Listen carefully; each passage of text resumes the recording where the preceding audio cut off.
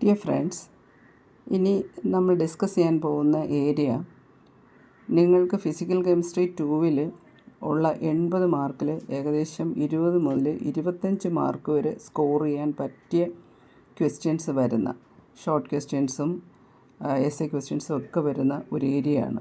ഇവിടെ ഒരുപാട് കാര്യങ്ങൾ നമുക്ക് മനസ്സിലാക്കാനുണ്ട്.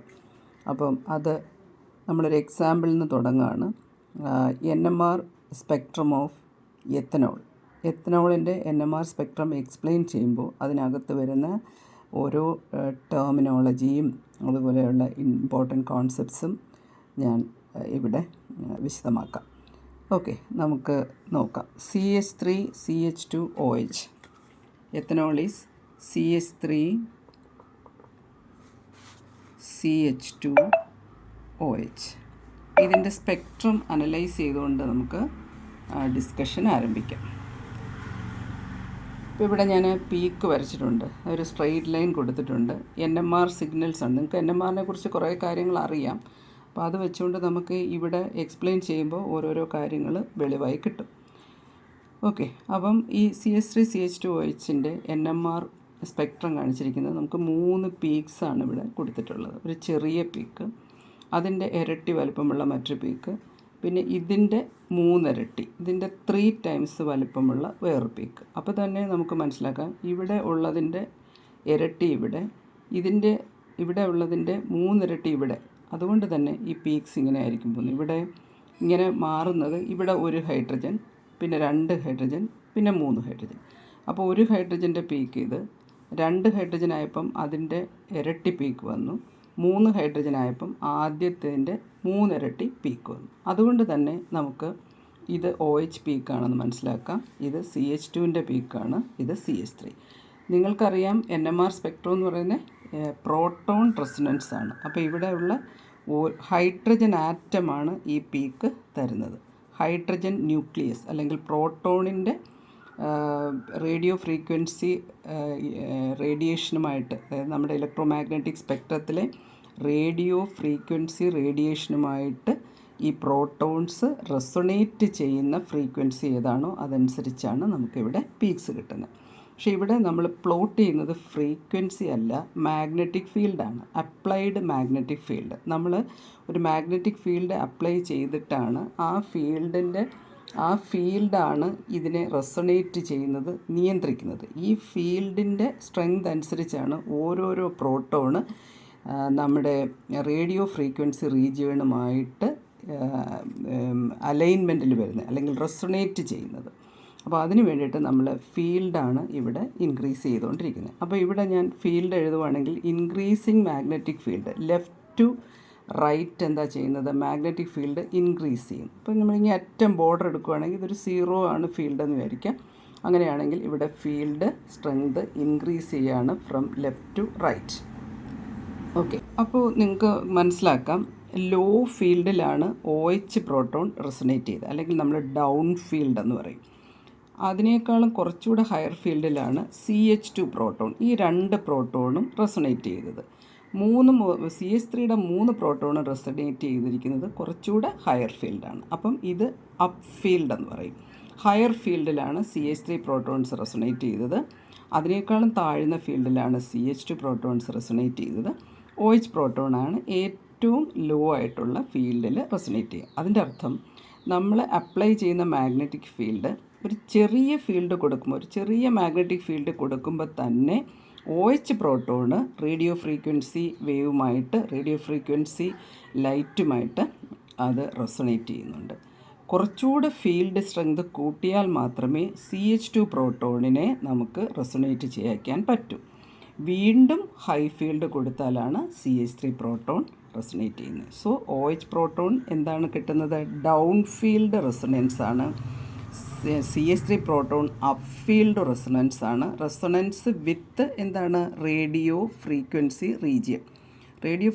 റീജിയണുമായിട്ടാണ് ഇവർ റെസൊണേറ്റ് ചെയ്യുന്നത്. ഇത്രയും കാര്യങ്ങൾ മനസ്സിലായല്ലോ. ഇനി നമ്മൾ നോക്കുന്ന കാര്യങ്ങൾ, അപ്പോൾ ഒരു കാര്യം പറഞ്ഞു, അതായത് ഇൻക്രീസിങ് ഫീൽഡ് സ്ട്രെങ്ത് ആണ് magnetic field, applied external magnetic ഫീൽഡിൻ്റെ സ്ട്രെങ്ത് ആണ് നമ്മൾ ലെഫ്റ്റിൽ നിന്ന് റൈറ്റിലേക്ക് ഇൻക്രീസ് ചെയ്യുന്നതായിട്ട് പ്ലോട്ട് ചെയ്യുന്നത്. അപ്പം കുറഞ്ഞ ഫീൽഡിലാണ് വേഗത്തിൽ ചെറിയ ഫീൽഡിൽ തന്നെ റെസൊണേറ്റ് ചെയ്യുന്നത് OH പ്രോട്ടോൺ. ഇവിടെ നമുക്ക് മനസ്സിലായത് ഇവരെല്ലാം തമ്മിൽ സെപ്പറേറ്റഡ് ആണ്. ഇവിടെ 3 പീക്സ് ഉണ്ട്. ഇതിങ്ങനെ അപ്പോൾ നമുക്ക് ഈ പൊസിഷൻ ഒന്ന് പറയണം. ഈ ഓരോ പീക്കും എവിടെയാണ് വരുന്നത്. ഇപ്പോൾ മാഗ്നറ്റിക് ഫീൽഡ് ഇങ്ങനെ ഏത് വാല്യൂവിൽ നിന്നും നമുക്ക് 0യിൽ നിന്ന് തന്നെ കൂട്ടണമെന്നില്ല. ഓരോ മോളിക്യൂളിനും അതിൻ്റെ എല്ലാ പ്രോട്ടോണും റെസൊണേറ്റ് ചെയ്യുന്ന ഒരു റേഞ്ച് ഉണ്ട് മാഗ്നറ്റിക് ഫീൽഡിൻ്റെ.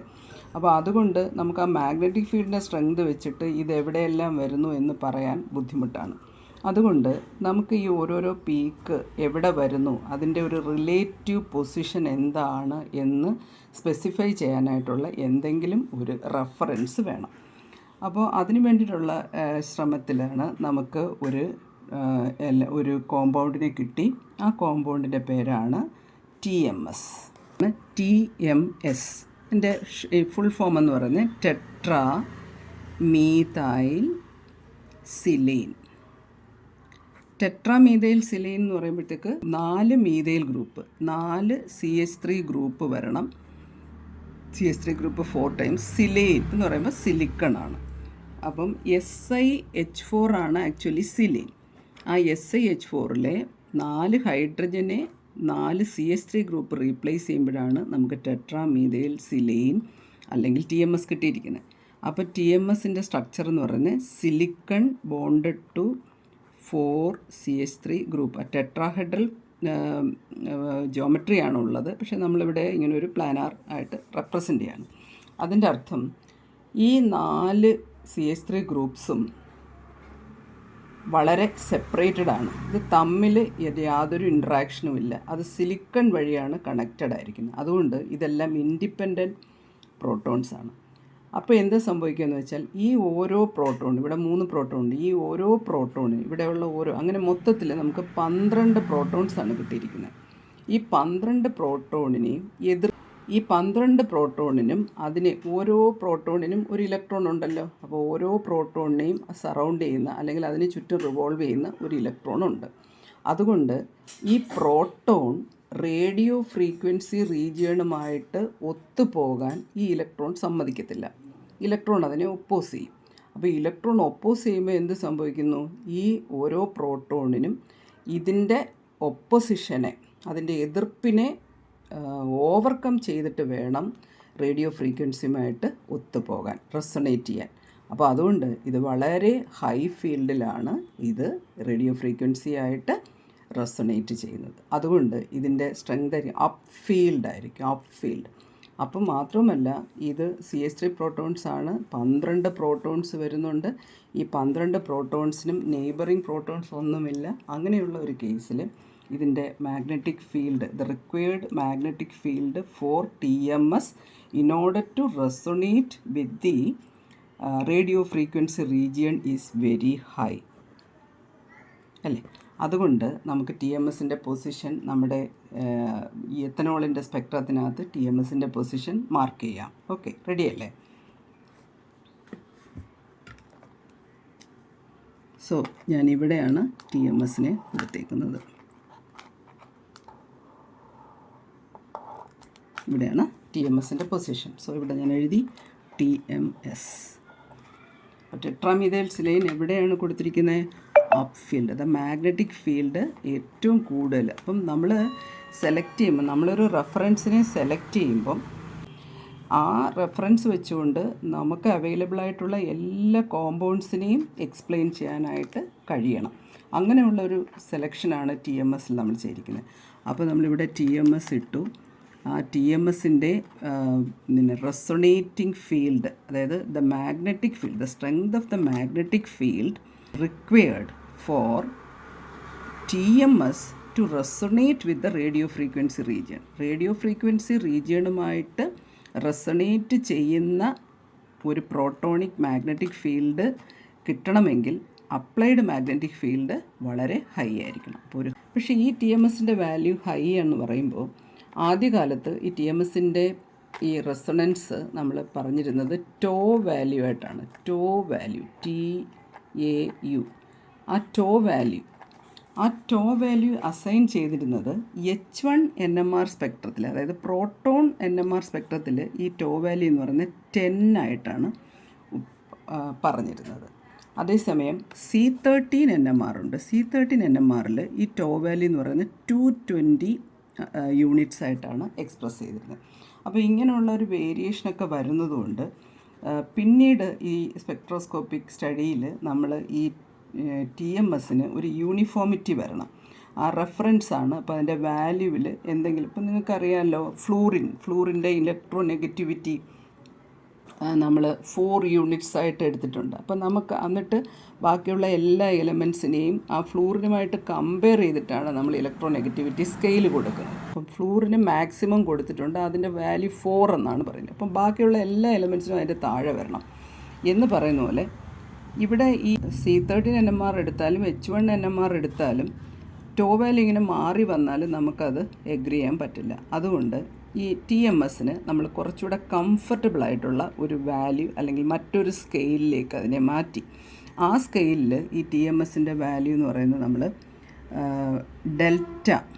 ഡെൽറ്റ വാല്യൂ അത് 0 ആയിട്ടങ്ങ് അസൈൻ ചെയ്തു. We have assigned the delta value for TMS as 0. ഇനി ഇത് തമ്മിൽ റിലേഷനുണ്ട്. ടോയും ഡെൽറ്റയായിട്ട് റിലേഷനുണ്ട്. നമുക്ക് എളുപ്പത്തിൽ ഇങ്ങനെ ഓർക്കാം. Tau plus delta is equal to 10. നമുക്ക് ഓർക്കാൻ ഇങ്ങനെ പുസ്തകത്തിൽ ടോ എന്ന് പറയുന്നത് 10 മൈനസ് ഡെൽറ്റ എന്നാണ് കൊടുത്തിരിക്കുന്നത്. Tau plus delta is equal to 10. അപ്പോൾ ടോയുടെ കൂടെ ഡെൽറ്റ കൂട്ടിയാൽ 10 ആയിരിക്കണം.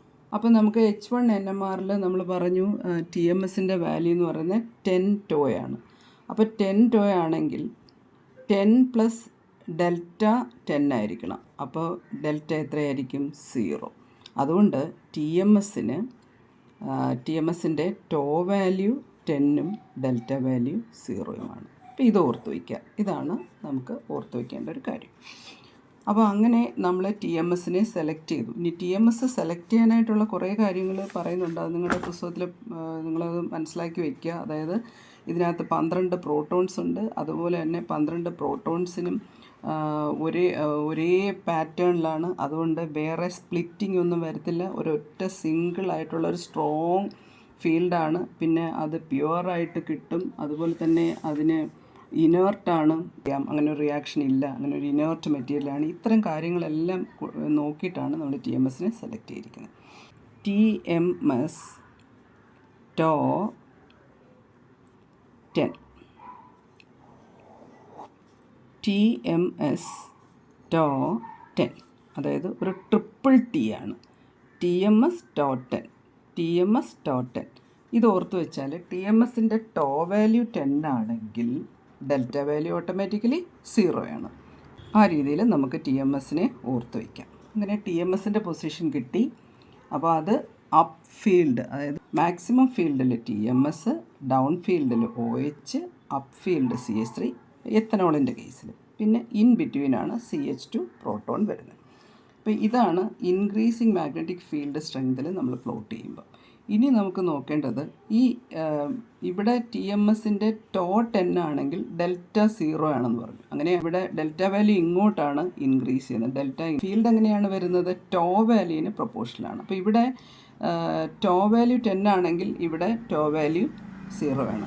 ഇവിടെ ഡെൽറ്റ വാല്യൂ ഇവിടെ 10 ആണ്. അപ്പോൾ ഇവിടെ ഡെൽറ്റ 0യും ഇവിടെ ഡെൽറ്റ 10ഉം അതിൻ്റെ റിവേഴ്സ് ഓർഡറിൽ ഡെൽറ്റ 10 ആവുന്നിടത്ത് ടോ 0യും ഡെൽറ്റ 0 ആകുന്നിടത്ത് ടോ 10ഉമാണ്. ഓക്കെ, ഇത് ഈ ഡെൽറ്റ നമ്മൾ കൺവേർഷനൊക്കെ ചെയ്തു. പക്ഷേ ആക്ച്വലി ഡെൽറ്റ എന്താണ്? നമ്മൾ നേരത്തെ പറഞ്ഞതുപോലെ ഈ ഓരോ പീക്കിൻ്റെയും റിലേറ്റീവ് പൊസിഷൻ റെപ്രസെൻ്റ് ചെയ്യാനുള്ള ഒരു ക്വാണ്ടിറ്റിയാണ് ഡെൽറ്റ. ഇനി നമുക്ക് ഈ കെമിക്കൽ ഷിഫ്റ്റ് വാല്യൂ ഡെൽറ്റ എങ്ങനെയാണ് കാൽക്കുലേറ്റ് ചെയ്യുന്നത് നോക്കാം. ഡെൽറ്റ എന്ന് പറയുന്നത് ഇപ്പം നമുക്ക് മാഗ്നറ്റിക് ഫീൽഡ് സ്ട്രെങ്ത് H എന്നോ B എന്നോ എടുക്കാം. നിങ്ങൾ പുസ്തകത്തിൽ അതനുസരിച്ച് എഴുതിയാൽ മതി. അപ്പോൾ H സാമ്പിൾ, അതായത് ഏത് ഫീൽഡ് സ്ട്രെങ്തിലാണ് സാമ്പിൾ പ്രോട്ടോൺ റെസൊണേറ്റ് ചെയ്യുന്നത് റേഡിയോ ഫ്രീക്വൻസി, അത് minus H reference divided by H reference. ഇതല്ലെങ്കിൽ ഇത് B sample minus B reference by B reference എടുക്കാം. ഈ വാല്യൂ ഡിഫറൻസ് എന്ന് പറയുന്നത് എപ്പോഴും ചെറിയൊരു വാല്യൂ ആയിരിക്കും. അതിനെ ബി റെഫറൻസ് കൊണ്ട് ഡിവൈഡ് ചെയ്യുമ്പോഴത്തേക്ക് വാല്യൂ വളരെ കുറവാണ്. നമുക്കിത് ഒരു റിലയബിളായിട്ടുള്ള ഒരു വാല്യൂയിലേക്ക് കിട്ടണമെങ്കിൽ നമ്മളിതിനെ 10⁻6 കൊണ്ട് മൾട്ടിപ്ലൈ ചെയ്യും. അപ്പോൾ നമുക്ക് കിട്ടുന്നത് PPM, പാർട്സ് പെർ മില്യൺ ആയിട്ടായിരിക്കും കിട്ടുന്നത്. അങ്ങനെ നമുക്കത് ഈസി ആയിട്ട് കൈകാര്യം ചെയ്യാം. അപ്പോൾ അതുകൊണ്ടാണ് എത്തനോളിൻ്റെയൊക്കെ നമ്മൾ 1 to 10 എന്നുള്ള ഒരു റേഞ്ചിൽ എക്സ്പ്രസ് ചെയ്യാൻ പറ്റിയത്. അങ്ങനെ ഓരോ പ്രോട്ടോൺസിൻ്റെയും റെസൊനേറ്റിംഗ് അതിൽ കെമിക്കൽ ഷിഫ്റ്റ് വാല്യൂ റെഫർ ചെയ്യാൻ കിട്ടുന്നതാണ്. ഓക്കെ, ചില വാല്യൂസ് ഇവിടെ കൊടുത്തിട്ടുണ്ട്. അതായത് മീഥൈൽ പ്രോട്ടോൺസിൻ്റെ വാല്യൂ എന്ന് പറയുന്നത് ഇപ്പോൾ ഡെൽറ്റ 0.9 ആണെങ്കിൽ ടോ എന്ന് പറയുന്നത് 10ൽ നിന്ന് 0.9 കുറയ്ക്കുന്നത് 9.1, 2.3 ആണെങ്കിൽ 10ൽ നിന്ന് അത് മൈനസ് ചെയ്യുന്നത്. ഇങ്ങനെ നമുക്ക് ഡെൽറ്റ വാല്യൂയും ടോ വാല്യൂയും കണ്ടുപിടിക്കാം. അപ്പോൾ കെമിക്കൽ ഷിഫ്റ്റ് തന്നെയാണ് ഡെൽറ്റയായിട്ടും ടോ വാല്യൂ. അപ്പോൾ ഏർലിയർ സ്കെയിലായിരുന്നു ടോ, ഇപ്പോൾ നമ്മൾ ഉപയോഗിക്കുന്നത് ഡെൽറ്റ സ്കെയിലാണ്. ആ കാര്യം ഓർത്ത് വെച്ചാൽ മതി. പിന്നെ ഇവിടെ പ്രത്യേകം ശ്രദ്ധിക്കേണ്ടത്, ഇവിടെ നമ്മൾ ആ സൈൻ അല്ല നോക്കുന്നത്, ഇവിടെ ഡിഫറൻസാണ് എടുക്കുന്നത്. ഇവിടെ സൈൻ, കാരണം ഷിഫ്റ്റ് എപ്പോഴും റെഫറൻസിൽ നിന്ന് ഇപ്പുറത്തെ സൈഡിലോട്ട്, ഒരു സൈഡിലോട്ടാണല്ലോ ഷിഫ്റ്റ് വരുന്നത്. അപ്പോൾ ഷിഫ്റ്റ് ആയതുകൊണ്ട് ഇത് ശരിക്കും മൈനസ് എന്നുള്ളതിനേക്കാളും ഡിഫറൻസ് എന്ന് എടുക്കുന്നതായിരിക്കും നല്ലത്. ഓക്കെ, അപ്പോൾ നമ്മൾ ഇത്രയും കാര്യങ്ങൾ പറഞ്ഞത് നന്നായിട്ട് മനസ്സിലാക്കി വെക്കുക. ഇവിടെ TMSൻ്റെ കാര്യമുണ്ട്, അതുപോലെ ഓരോ പീക്കുകൾ കിട്ടുന്നത്, അതുപോലെ up field, down field, tau value, അതുപോലെ തന്നെ ഡെൽറ്റ വാല്യൂ, പിന്നെ കെമിക്കൽ ഷിഫ്റ്റ് വാല്യൂ. അപ്പോൾ ഇത്രയും കാര്യങ്ങൾ ഒന്ന് നോക്കി വയ്ക്കുക. നമുക്ക് ഇതിൻ്റെ സ്പ്ലിറ്റിംഗ്, അത് ഓരോ പീക്കും എങ്ങനെയാണ് സ്പ്ലിറ്റ് ചെയ്യുന്നത്, അങ്ങനെ ഫൈൻ സ്ട്രക്ചർ എങ്ങനെ കിട്ടുമെന്ന് മറ്റൊരു വീഡിയോയിൽ എക്സ്പ്ലെയിൻ ചെയ്യാം. ഓക്കെ.